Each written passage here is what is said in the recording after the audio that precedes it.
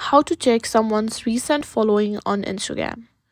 In today's video, I'm going to show you how to check someone's recent followers on Instagram.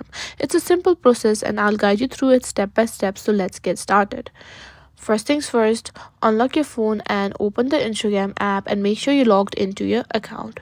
Next, just search for the person whose recent followers you want to check. You can either go to your search tab or type in the username in the search bar at the top of your screen, or simply go to the profile that you want to find. Now look at the profile information.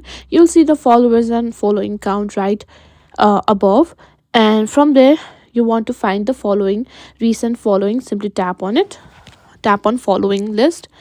Now, Instagram doesn't directly show the recently followed list, but it does display the people they are currently following in the order they followed them.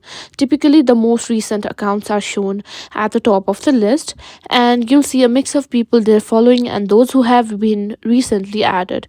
To find their most recent followers, simply scroll down the list, and the first few names at the top are the most recent people they have followed. This can give you a pretty good idea of who they've followed recently. And that's all there is to it. Now you know how to check someone's most recent follows on Instagram.